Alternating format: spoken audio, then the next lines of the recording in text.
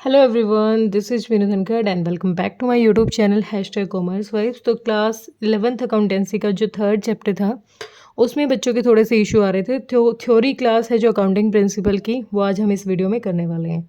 दो अलग से वीडियो नहीं बनाऊंगी, एक ही वीडियो में पूरा का पूरा कॉन्सेप्ट क्लियर करने की कोशिश करूंगी। ठीक है, तो अकाउंटिंग प्रिंसिपल कि अकाउंटिंग प्रिंसिपल्स क्या होते हैं, क्यों हमें उनकी ज़रूरत पड़ रही है, तो वो इस चैप्टर में हम करने वाले हैं। तो इस चैप्टर में हमें क्या क्या समझ में आएगा, हमें मीनिंग समझ में आएगा कि अकाउंटिंग प्रिंसिपल क्या है, उसके नेचर और कैरेक्टरिस्टिक्स, उसकी ज़रूरत क्यों है, नीड ऑफ अकाउंटिंग, और उसके काइंड्स क्या क्या हैं। अब देखो, अकाउंटिंग कॉन्सेप्ट एंड अजम्पशन, एक तो हम पढ़ने वाले हैं कि कॉन्सेप्ट या फिर अजम्पशन कहें वो क्या है। तो टोटल ये हमारे 11 हैं, जिसमें से 3 हमारे फंडामेंटल अजम्पशन है एज पर अकाउंटिंग स्टैंडर्ड 1। जो अकाउंटिंग स्टैंडर्ड्स हम फॉलो करते हैं उसके अकॉर्डिंग हमारे जो 3 हैं ये फंडामेंटल है, और जो बाकी अदर अकाउंटिंग एजम्पशन है वो हमारी टोटल 8 है। फिर हमारी अकाउंटिंग कन्वेंशन है। पहले तो हम डिफरेंस पढ़ेंगे कि कंसेप्ट और कन्वेंशन में डिफरेंस क्या है, और उसके बाद जो 3 अलग से हमारी कन्वेंशन है उसके बारे में बात करेंगे। ठीक है, तो सबसे पहले हम पढ़ रहे हैं theory base of accounting. Theory base of accounting मतलब जो अकाउंटिंग है उसमें जो प्रिंसिपल हैं उनका क्या रोल है, वो क्यों पढ़ रहे हैं हम। ठीक है, तो जो प्रिंसिपल है या फिर कॉन्सेप्ट कहें, कन्वेंशन कहें, या फिर उनको रूल कहें, या फिर उनको सेट ऑफ गाइडलाइंस कहें, ओवर द पीरियड मतलब एक अकाउंटिंग पीरियड में हमें अकाउंटिंग प्रिंसिपल के अकॉर्डिंग काम करना क्यों ज़रूरी है। क्योंकि जितने भी अकाउंटिंग, जो भी आपकी अकाउंटिंग प्रोसेस हो और जो भी अकाउंटिंग इन्फॉर्मेशन आपके लास्ट में रेडी होके आए, वो सबकी क्या हो, यूनिफॉर्मिटी और कंसिस्टेंसी से हो। मतलब सबकी ना एक जैसी हो, और कंसिस्टेंसी मतलब सब में ना एक जैसी ही एक रूपता, मतलब कंसिस्टेंसी सी बनी रहे कि किसी के जो बुक्स ऑफ अकाउंट है वो दूसरी कंपनी से मैच ना होते हों। तो हमें इस तरीके से प्रिंसिपल्स को, इन गाइडलाइंस और प्रिंसिपल को इसीलिए बनाया गया है ताकि जितने भी बुक्स ऑफ अकाउंट्स हैं, जब फाइनल उनकी अकाउंटिंग इन्फॉर्मेशन जैसे P&L है, बैलेंस शीट है, लास्ट में जब हम उनको देखें तो वो सबकी सिमिलर सी हो, एक जैसी सी हो, उनमें कोई अलग बात ना लगे, उनको देख के अच्छे से अंडरस्टैंड कर सके कोई भी पर्सन। ठीक है, तो एक यूनिफॉर्म, ये वर्ड थोड़ा सा ध्यान से रखना है, कंसिस्टेंसी एंड यूनिफॉर्मिटी लाने के लिए ही हम क्या कर रहे हैं, जो ये सेट ऑफ गाइडलाइंस है या जो सेट ऑफ रूल्स हैं उनको फॉलो कर रहे हैं। अब इनको इशू कौन करता है, इनको इशू करती है अकाउंटिंग स्टैंडर्ड इशू जो किए जाते हैं उनको, जो हमारी सबसे बड़ी बॉडी है the institute of chartered accountant of India, ICAI, इनको इशू करती है। जो भी प्रोसेस होता है वो इस वीडियो में बताना ठीक नहीं, क्योंकि आप 11th स्टैंडर्ड के बच्चे हो, और 11th स्टैंडर्ड के बच्चों को अगर इन डेप्थ में बिल्कुल नाकास वगैरह सारी बातें बताऊँ तो समझ में नहीं आएगा। तो थोड़ा सा थ्योरी पे ही काम करेंगे पहले। नेक्स्ट है मीनिंग ऑफ अकाउंटिंग प्रिंसिपल। अब मीनिंग क्या है, अब एक क्यों तो हमें इसको पढ़ने की ज़रूरत पड़ी। देखो, हर कोई ना, जितने भी अलग अलग बिजनेस है, अलग अलग ऑर्गेनाइजेशन है, सबकी अपनी अलग अलग नीड है। अपनी अलग अलग नीड की वजह से ही वो क्या कर रहे हैं, अलग अलग टाइप के बिजनेस कर रहे हैं। और जो जितने भी पर्सन होते हैं, जितने भी यूज़र होते हैं, आउटसाइडर यूज़र या फिर इनसाइडर यूज़र, वो जितने भी यूजर्स हैं उसमें गवर्नमेंट भी इंक्लूडेड है। वो क्या करते हैं, हर बिजनेस से कनेक्टेड हैं किसी ना किसी तरीके से। अगर मैंने कहीं इन्वेस्टमेंट कर रखी है तो मुझे भी वहाँ की एक ट्रू एंड फेयर पिक्चर चाहिए। तो ये क्या कहता है कि जब भी हमारी जो अकाउंटिंग स्टेटमेंट होती है वो लार्जली नीडेड होती है प्रोवाइडर के लिए, मतलब जो भी अकाउंटिंग इन्फॉर्मेशन हमारे लिए होती है वो प्रोप्राइटर हो या फिर जो भी एक्सटर्नल पार्टीज़ हैं, जैसे वेरियस पार्टीज़ हैं जो भी इन्वेस्टेड हैं उसमें, मतलब बिजनेस हो, नेम हो गया, प्रोप्राइटर हो गया, इन्वेस्टर हो गया, क्रेडिटर्स, गवर्नमेंट, जो भी अदर एजेंसीज हैं जो हमें फाइनेंस प्रोवाइड करवाती हैं। बाकी सब की सब क्या कर रही हैं, सारी पार्टी उसमें इंटरेस्टेड है। अब जो पार्टी इंटरेस्टेड है ना, उनके लिए वो अकाउंटिंग इन्फॉर्मेशन ऐसी होनी चाहिए, इतनी यूज़फुल होनी चाहिए कि उनको किसी भी तरीके की बायसनेस उसमें फील ना हो, किसी भी तरीके का एरर उनको फील ना हो। तो इस तरीके की चीज़ों को अवॉइड करने के लिए, ताकि जो भी प्रॉफिटेबिलिटी आई है लास्ट में उसको सबके सामने डिस्क्लोज करने के लिए, तो उसके लिए कुछ सेट ऑफ रूल्स बनाए गए हैं, ताकि जो अदर पार्टीज़ हैं उनको कुछ इस तरीके की, मतलब ये लगे नहीं कि इसमें कुछ मतलब धोखा है या कुछ बायसनेस वाली फीलिंग आती है, कुछ एरर्स वाली है। तो इन सब के लिए ना एक स्टैंडर्ड लैंग्वेज बनाई गई है कि जितनी भी बिजनेसमैन हैं, मतलब जितने भी बिजनेस हैं, वो एक ही तरीके की लैंग्वेज पे काम करें, एक ही तरीके से अपने बुक्स ऑफ अकाउंट्स बनाए। तो उनके लिए जो रूल सेट किए गए हैं उन रूल्स को कहा गया है गैप। गैप यानी generally accepted accounting principle. Principles. ये गैप है, इनको ये फुल फॉर्म इसकी बहुत अच्छे से ध्यान रखनी है। ये सेट ऑफ रूल्स हैं जो हमें बताएंगे कि जो हमारी अकाउंटिंग है वो हमें किस तरीके से करनी है, ताकि जितनी भी ऑर्गेनाइजेशन है, अलग अलग चाहे कोई भी ऑर्गेनाइजेशन है, सबकी जो बुक्स ऑफ अकाउंट है वो एक ही तरीके से प्रिपेयर किए गए हों। अब इनकी कैरेक्टरिस्टिक्स क्या कह रहा है? Uniform set of rules, uniform है, यूनिफॉर्मिटी लाने के लिए ही बनाए गए हैं। सबके जो बुक्स ऑफ अकाउंट है एक जैसे बनाए जाएं। मैन मेड है, भाई मैन मेड तो है ही, इंसान ने ही बनाए हैं, अब ऐसा तो नहीं है कि कुदरत ने बनाए हैं। और ये फ्लेक्सिबल भी हैं, फ्लेक्सिबल है, अगर ज़रूरत पड़ी तो टाइम टू टाइम इनको क्या किया, चेंज भी किया जाएगा। जनरली एक्सेप्टेड, ये हमें यहीं से क्लियर हो गया था कि ये ऐसे रूल हैं जिनको एक्सेप्ट किया गया है बाय प्रैक्टिस। क्योंकि कुछ चीज़ें क्या होती हैं, जब प्रैक्टिस से हम प्रैक्टिस करते आ रहे हैं और उसका रिजल्ट ठीक ठाक आ रहा है, तो हम बाद में क्या करते हैं, उसको एक्सेप्ट कर लेते हैं, क्योंकि उसका जो आउटपुट आ रहा था वो क्या था, अच्छे से, मतलब उसका कुछ पॉजिटिव, जब किसी बात के बारे में हम डिस्कस कर रहे हैं, कोई चीज़ 10-12 साल से आ रही है, 15 साल से आ रही है और वो एक अच्छा रिस्पॉन्स देती जा रही है, तो हम क्या करेंगे, उसको एक्सेप्ट कर लेंगे। फिर है रिलेवेंस होनी चाहिए, वो यूज़फुल होनी चाहिए इन्फॉर्मेशन। ऑब्जेक्टिविटी मतलब बिल्कुल ट्रू एंड फेयर पिक्चर जानी चाहिए। और फिजिबिलिटी भी होनी चाहिए, मतलब कोई भी कॉम्प्लेक्सिटी ना लगे उसमें, किसी भी तरीके से ऐसा लगना नहीं चाहिए कि जो अकाउंटिंग इन्फॉर्मेशन यूजर के सामने प्रोवाइड हो रही है उसमें किसी भी तरीके की दिक्कत है। अब इसकी ज़रूरत क्यों है? अभी मैंने एक ही वर्ड बताया था और उसी चीज़ पे हम बार बार काम करेंगे।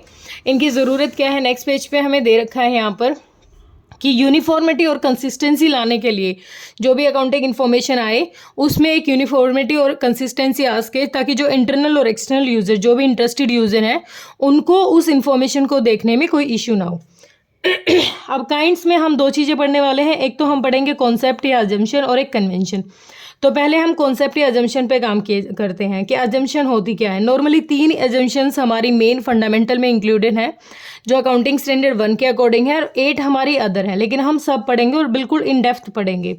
अब देखो, गोइंग कंसर्न कॉन्सेप्ट क्या कहता है? गोइंग कंसर्न कॉन्सेप्ट कहता है कि आपको हमेशा ही अज्यूम करना, अजम्पशन है ये, देखो अब पहले ही वर्ड आ गया था कि ये क्या है, अजम्पशन है।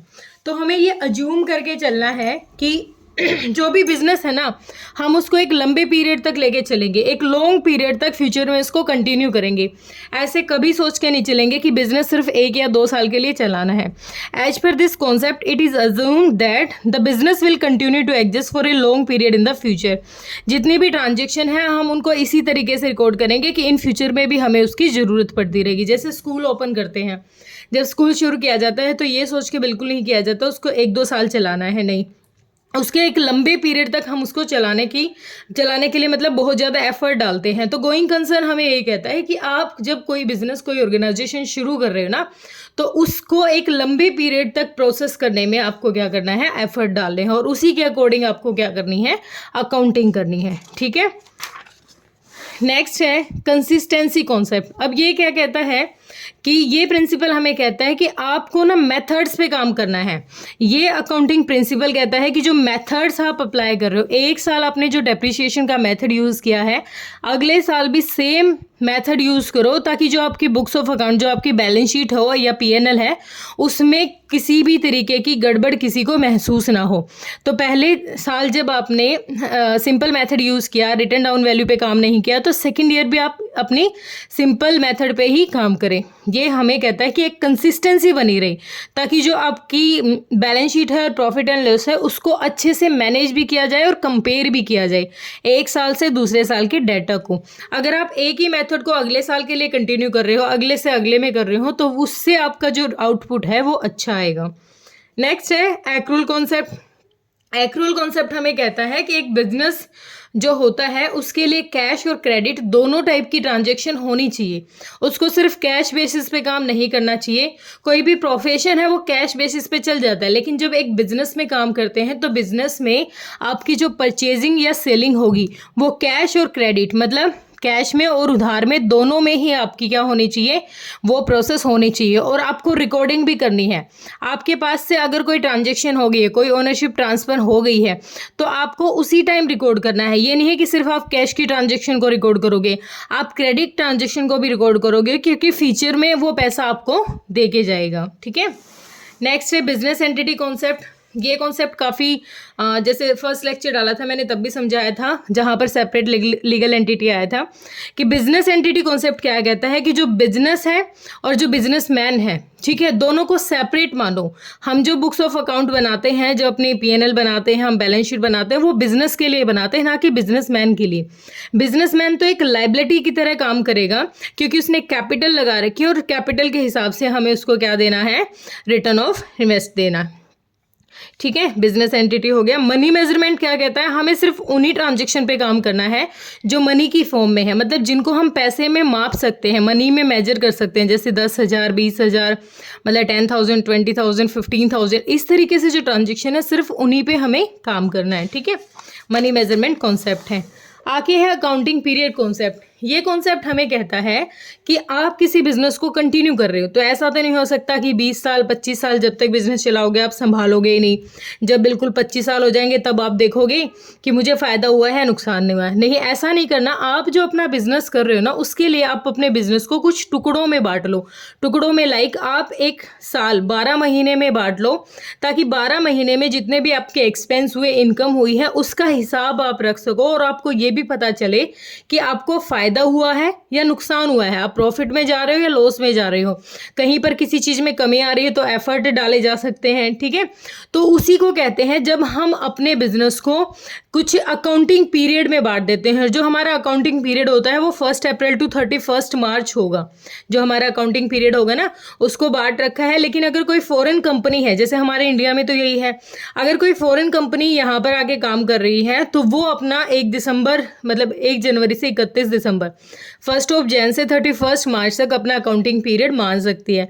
लेकिन जब तक हमें कुछ ना बताया गया तो हमें ध्यान रखना है कि 1 अप्रैल टू 31 मार्च ही हमारा क्या है, अकाउंटिंग पीरियड है, और इसको 12 मंथ भी है। ठीक है, अब आगे है कॉस्ट कॉन्सेप्ट और हिस्टोरिकल कॉस्ट कॉन्सेप्ट। अब हिस्टोरिकल कॉस्ट कॉन्सेप्ट और कॉस्ट कॉन्सेप्ट क्या है? कॉस्ट मतलब अगर मैंने कोई एसेट 4 लाख रुपए में खरीदी है ना, तो मैं उसी कॉस्ट पे काम करूंगी, मुझे उसकी प्रेजेंट और मार्केट वैल्यू से कोई मतलब नहीं है। मैंने जब उस वैल्यू को जितने रुपए में खरीदा था उस एसेट को, मुझे उसी पे उसको डेप्रिशिएट करता चलना है। ठीक है, कॉस्ट कॉन्सेप्ट क्या कहता है, हिस्टोरिकल मतलब पास्ट में आपने जो वैल्यू जितने रुपए, जो एसेट जितने रुपए की खरीदी है ना, आप उसी वैल्यू पे काम करो, उसी के हिसाब से रिकॉर्डिंग करो, ना कि आपको प्रेजेंट में मार्केट में उसकी वैल्यू क्या है। जैसे एक मशीन खरीदी, मशीन अगर आपने 4 लाख की खरीदी है और 2 साल के बाद उस पर डेप्रिशिएशन तो 80,000 लग गया, लेकिन 2 साल बाद ना मार्केट वैल्यू उसकी 2 लाख ही रहेगी।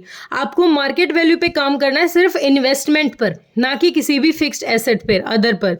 ठीक है, तो अगर आपने 4 लाख की खरीदी थी तो 4 लाख के हिसाब से ही आप डेप्रिशिएशन लगाओगे, ना कि उसकी प्रेजेंट वैल्यू के हिसाब से। ठीक है, हिस्टोरिकल कॉस्ट हमें ये कहता है। नेक्स्ट है ड्यूल एस्पेक्ट कॉन्सेप्ट। अब ये क्या कहता है, इस कॉन्सेप्ट के अकॉर्डिंग जितनी भी जो हमारी ट्रांजैक्शन होती है उनके 2 एस्पेक्ट होते हैं, 2 जगह उनका असर होगा। दो जगह का मतलब क्या है, कोई भी ट्रांजैक्शन है जो एटलीस्ट 2 जगह अफेक्ट जरूर करेगी। मतलब जैसे आपने कोई सामान खरीदा तो आपके पास सामान आ गया और कैश चला गया है। ठीक है, आपने कोई सामान बेचा, आपके पास से सामान चला गया और कैश आ गया है, तो 2 जगह इफेक्ट पड़ा। एक चीज़ एक जगह डेबिट होगी और एक जगह क्रेडिट होगी। इसी सिस्टम को ना हम डबल एंट्री सिस्टम भी कहते हैं। ठीक है, इसी सिस्टम को हम क्या कहते हैं, डबल एंट्री सिस्टम कहते हैं। यहाँ पर लिख रखा है, बहुत अच्छे से दे रखा है इसमें, कि according to this concept every business transaction is recorded as having a dual aspect. In other words every transaction affects at least 2 accounts if one account is debited and any other must be credit. अगर कोई account एक जगह debit हो रहा है तो वो कहीं ना कहीं दूसरे अकाउंट को क्रेडिट भी कर रहा है। यही ड्यूअल एस्पेक्ट है, डबल एंट्री सिस्टम है। ठीक है, नॉर्मल एग्जांपल लेके चलो, आप दुकान पे कोई सामान लेने गए हो तो आपने क्या किया, कैश दिया, बदले में सामान मिल गया है। अगर बेच रहे हो तो आपके पास कैश आ जाएगा, सामान चला जाएगा। ठीक है, इसके लिए अकाउंटिंग इक्वेशन है, एक ही अकाउंटिंग इक्वेशन है हमारे इसमें। ये assets is equal to liability plus capital, ये सेकंड चैप्टर में हम डिस्कस कर चुके हैं। नेक्स्ट हमें कहता है रेवेन्यू रिकॉग्निशन या रियलाइजेशन कॉन्सेप्ट। ये ये हमें कहता है कि रेवेन्यू रिकॉग्निशन का मतलब क्या है, जब आप किसी को कोई सर्विस प्रोवाइड कर रहे हो या आपने कोई गुड्स बेच दिए हैं, जिस टाइम आपने उसकी ओनरशिप को ट्रांसफ़र कर दिया उसी टाइम आप समझ लीजिए कि आपकी जो इनकम है वो अराइज हो गई है। आप चाहे कोई चीज़ सेल कर रहे हो, चाहे वो कैश में कर रहे हो चाहे वो क्रेडिट में कर रहे हो, आपको सेम डे ही उसको रिकॉर्ड करना है। अगर आपने कोई चीज़ उधार में बेच दी तो आप उसके नाम से एंट्री कर सकते हो जिस पर्सन को उधार में बेची, लेकिन वो जब पैसे दे के जाएगा जब उसके नाम को कट कर देंगे, ऐसा ही होता है। तो यहाँ पर ये कहता है कि आपको ये अज्यूम नहीं करना है कि पैसे जब आएंगे तब रिकॉर्ड करूंगा, नहीं। आपने जब अपने गुड्स की, पहले उस गुड्स के ओनर आप थे, अब उस गुड्स का ओनर कोई और हो जाएगा। जिस दिन गुड्स की ओनरशिप ट्रांसफर हो जाती है उसी दिन आप मान लीजिए क्या कि आपके पास आपकी जो सेल्स है वो हो गई है। ये कॉन्सेप्ट हमें कहता है। जैसे एक्रूअल कॉन्सेप्ट क्या कहता था कि परचेज और सेल दोनों पे काम कर रहा था वो, कि भाई आपको कैश और क्रेडिट दोनों पे काम करना है। यहाँ पर सिर्फ रेवेन्यू की बात हो रही है, यानी सिर्फ सेल्स की बात हो रही है, सेल ऑफ गुड्स, कि आपने जिस दिन सेल कर दिया उसी दिन मान लीजिए कि ओनरशिप गई, आपके पास पैसा चाहे बाद में भी आए, ठीक है। मैचिंग कॉन्सेप्ट क्या कहता है कि जैसे जिस अकाउंटिंग पीरियड में आपने अपने बिजनेस को बांट लिया, जैसे 1 अप्रैल 2000 कोई भी ईयर है, 1 अप्रैल टू 31 मार्च है, किसी भी साल में आपने बांट लिया, तो जो आपकी एक्सपेंस है ना, उस साल के जो एक्सपेंस है उनको उसी साल की इनकम से कवर करो, ना कि किसी और साल की इनकम की तरफ से किसी और साल की इनकम को आप यूज़ करो। जिस साल के खर्चे हैं उसको उसी साल की इनकम से कवर करने की कोशिश करो। इसमें ये लाइन दे रखी है हमें, according to this concept in determining the net profit be charge against the revenue. मतलब क्या कहता है, मैचिंग कॉन्सेप्ट कहता है कि revenue should be recognise and then cost incur to general, मतलब आपकी जो इनकम हुई है ना और जो आपकी कॉस्ट आई है उस कॉस्ट की या जो भी एक्सपेंस है उसकी कवर आप उसी साल के डाटा से करो, ठीक है। इसको ज़्यादा अच्छे से मैचिंग कॉन्सेप्ट को आप तब कर पाओगे जब आप प्रॉफिट एंड लॉस अकाउंट पे काम करोगे।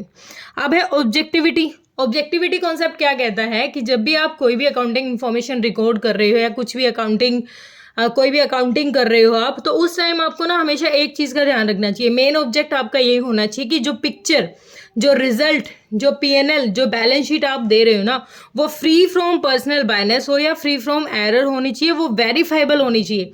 हर किसी के लिए वो इस तरीके से प्रेजेंट होनी चाहिए कि उसमें किसी को भी किसी भी तरीके की देख के ऐसा ना लगे कि इसमें किसी तरीके की एरर है या बायसनेस है, ठीक है। ये हो गया। अब है कन्वेंशन। उससे पहले डिफरेंस दे रखा है। देखो, जिन बच्चों को लग रहा है ना थोड़ी स्पीड है, तो वो स्पीड को थोड़ा सा कम करके वहाँ से अपना स्पीड एडजस्ट करके वहाँ से देख लें। अब देखो, अकाउंटिंग कॉन्सेप्ट और कन्वेंशन में क्या डिफरेंस है। ये लीगली एक्सेप्ट है, लेकिन कन्वेंशन को क्या है, एक रेगुलर प्रैक्टिस की वजह से क्या कर लिया गया है, एक्सेप्ट कर लिया गया है। ये लीगली नहीं है, लेकिन ये अकाउंटिंग कॉन्सेप्ट क्या है, लीगली है, ठीक है। इनका प्रोसेस क्या रहेगा, इनके प्रॉपर मेंटेन किए जाएंगे अकाउंट्स, लेकिन ये हमें क्या बताती है कि आपको इस तरीके से प्रॉफिट एंड लॉस अकाउंट बनाना है, ठीक है। ये हमारे लिए बहुत ज़रूरी है क्योंकि कॉन्सेप्ट जो है यूनिफॉर्म सेट ऑफ रूल्स हैं, लेकिन ये हमारे लिए ज़्यादा ज़रूरी नहीं है क्योंकि कन्वेंशन हम आगे पढ़ने वाले हैं कि कन्वेंशन क्या चीज़ है, ठीक है। वो बस जस्ट हमें बताएगी कि आपको ये करना चाहिए, ये हमारे लिए फिक्स थे, ठीक है। कोई भी किसी तरीके का रोल नहीं रहेगा पर्सनल जजमेंट का कॉन्सेप्ट में, लेकिन यहाँ पर थोड़ा बहुत रोल हो सकता है। एक मिनट, ये पढ़ेंगे ना तब देखेंगे, ठीक है। ये यूनिफॉर्म एडॉप्शन है और इनके लिए कोई यूनिफॉर्मिटी नहीं है, ये आप पढ़ लेना। अब पहले थोड़ा सा कन्वेंशन के बारे में पढ़ेंगे तब अच्छे से समझ में आएगा।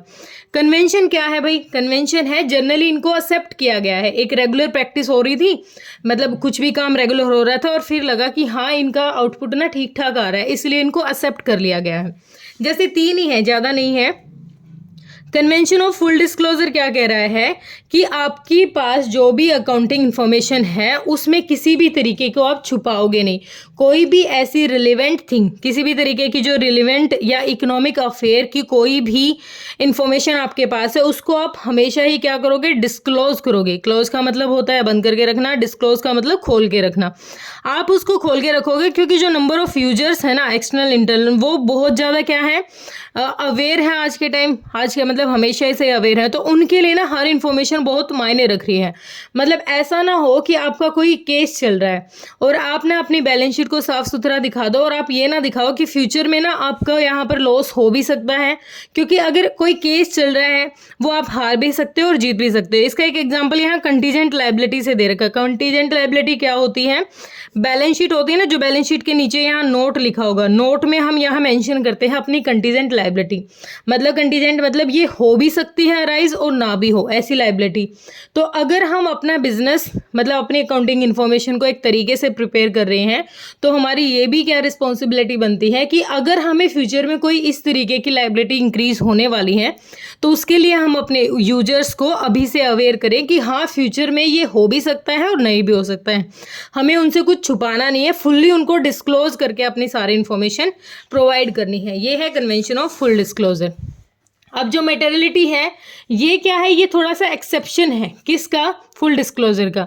ये कहता है कि आप ना उसी चीज़ को प्रेजेंट करो जो रिलेवेंट है, इरिलेवेंट जो थिंग्स है ना उनको मत दिखाओ। मतलब जो बिल्कुल माइनर माइनर से खर्चे हैं ना उनकी टोटल करके आप दिखा दो कि इतने। जैसे बिजनेस है, बिजनेस में स्टेशनरी में बहुत सारी चीज़ें होती हैं, जैसे स्टेशनरी पेपर खरीदा, पेन खरीदा और इंक वगैरह है, या फिर मतलब कप वगैरह, मतलब कुछ भी जो मटेरियल बिजनेस में यूज हो रहा है जो बिल्कुल छोटा है, उन छोटी छोटी चीज़ों की बजाय हम एक एक्सपेंस दिखा देते हैं यहाँ पर स्टेशनरी एक्सपेंस, और टोटल एक्सपेंस लिख देंगे 20,000।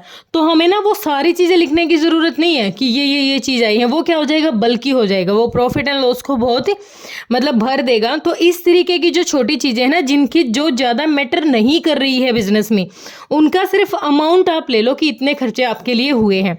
तो जैसे फुल डिस्क्लोजर क्या कह रहा था? सारी चीज़ें आप दिखाओ। अब मेटेरियलिटी क्या कह रही है कि भाई उस चीज़ को ज़्यादा दिखाओ जो मैटर कर रही है, जो इरिलेवेंट इंफॉर्मेशन है, जो सिग्निफिकेंट नहीं है यूजर के लिए, उसको आप क्यों दिखा रहे हो? जो बेसिक खर्चे हैं उनको आप है ना टोटल अमाउंट से दिखाओ, ना कि बिल्कुल एक एक चीज़ को दिखाओ। उनके लिए आप एक अलग से कोई नोट बना सकते हो कि जैसे जो पेटी कैश बनता है, पेटी कैश हमारी होती है, पेटी कैश बुक होती है, उसमें ऐसे होता है जो छोटे छोटे एक्सपेंस होता है ना वो पेटी कैश बुक में बन जाते हैं। वहाँ से बस फाइनल बैलेंस उठा के डाल दिया जाता है कि इतना खर्चा हमारा इन छोटी छोटी चीज़ों के लिए आया। ये हमारा क्या कह रहा है? मटेरियलिटी कह रहा है।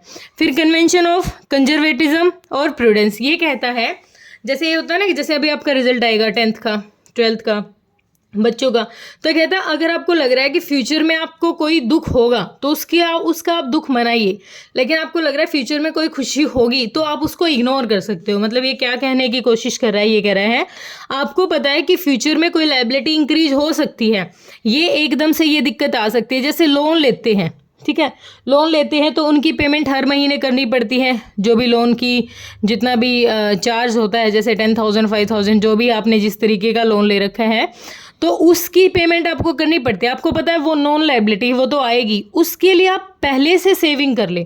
उसके लिए आप क्या बना ले? प्रोविज़न बना ले। एक वर्ड आया है प्रोविज़न, इसको बहुत ध्यान से पढ़ना। प्रोविज़न होता है किसी भी नॉन लायबिलिटी के लिए, जिस लायबिलिटी के बारे में हम जानते हैं कि ये फ्यूचर में अराइज होगी, उसके लिए पहले से ही प्रॉफिट में से कुछ हिस्सा निकाल के अलग से रखना। मतलब जैसे सैलरी आई 40,000, 40,000 में से मैंने पहले ही 5,000 रुपये अलग से निकाल लिए। किसके लिए? कि जो अगले महीने का लोन है ना वो मैं इससे फिल कर लूँगी, ठीक है, जो भी लोन का अमाउंट आएगा, मैंने जो लोन करवा रखा है। तो मैंने क्या किया, अपने जो सेविंग थी उसमें से पहले से ही मुझे पता भी था लोन का पैसा है और मैंने अलग से रख दिया, क्योंकि हो सकता है अगले महीने ज़्यादा खर्चा हो जाए, ठीक है। तो ये क्या था? प्रोविज़न वही होता है जब हम अपनी किसी नॉन लायबिलिटी के लिए सेविंग कर रहे हैं, पैसा अलग से रख ले, अमाउंट को अलग से रख रहे हैं ताकि हमें एकदम से इशू ना आए। तो यही कहता है कि अगर आपको लग रहा है कि फ्यूचर में कोई लायबिलिटी होगी तो उसके लिए आप अपने अलग से पैसे बचा के रखें, और अगर आपको लग रहा है कि फ्यूचर में फ़ायदा होगा तो आपको उसको अपने बुक्स ऑफ अकाउंट में दिखाने की कोई ज़रूरत नहीं है, आप उसको इग्नोर कर सकते हो। जैसे इसमें लाइन दे रखी है कि कन्वेंशन कहता है कि जितने भी एंटिसिपेटेड लॉसेस हैं उन सबको रिकॉर्ड करो बुक्स अकाउंट में, लेकिन कोई गेन है ना तो आप उसको इग्नोर कर सकते हो, ठीक है। ये बिल्कुल बेसिक सी बातें थी भाई, मतलब बिल्कुल छोटा सा था, वैसे तो इसमें ज़्यादा कोई दिक्कत नहीं थी, लेकिन जैसे मैंने आज क्लास में कराया तो मुझे लगा कि हाँ बच्चे मेरे थोड़े से 2 बार कराने से भी समझ नहीं रहे। बस थ्योरी का कॉन्सेप्ट है, आपको थ्योरी पे काम करना है कि भाई फुल डिस्क्लोजर क्या कह रहा था, सारी चीज़ें प्रेजेंट करो। मेटेरियलिटी क्या कह रहा है कि छोटी छोटी चीज़ों को अवॉइड कर दो, प्रेजेंट तो करो, सारी चीज़ों को रिकॉर्ड तो करो, लेकिन उसका जो मोटा अमाउंट निकल के आए बस उस पर काम करो, हर छोटी चीज़ को मत दिखाओ। और प्रूडेंस क्या कहता है? प्रूडेंस कहता है कि भाई आप ना अपनी किसी भी नॉन लायबिलिटी, आपको पता है कि इन फ्यूचर में आपको ये पैसा देना है, तो उसके लिए ना पहले से अपने पास कुछ पैसा रख लो, कुछ प्रोविज़न बना लो उसके लिए। जैसे हमें पता है कि हमारी जो एसेट है ना वो हर साल डेप्रिशिएट हो रही है, हर साल घट रही है इतने रुपए से, तो हम उसके लिए प्रोविज़न फॉर डेप्रिशिएशन बना लें कि 10,000 5,000 रुपये जितने से भी घट रही है, ताकि अगले साल का जो प्रॉफिट है वो कम ना हो सकता है हमें लॉस हो जाए अगले साल, तो पैसा कहाँ से लाएंगे? और अगर हमने अब सेविंग कर रखी है तो हम उस पैसे को यूज़ कर लेंगे। यही था हमारा चैप्टर, सिंपल सा था। अगर फिर भी कोई दिक्कत परेशानी हो आपको तो आप कमेंट सेक्शन में डालिए, और बाकी ना आए समझ में तो वीडियो को एक बार फिर से देख लीजिए। थैंक यू सो मच बेटा।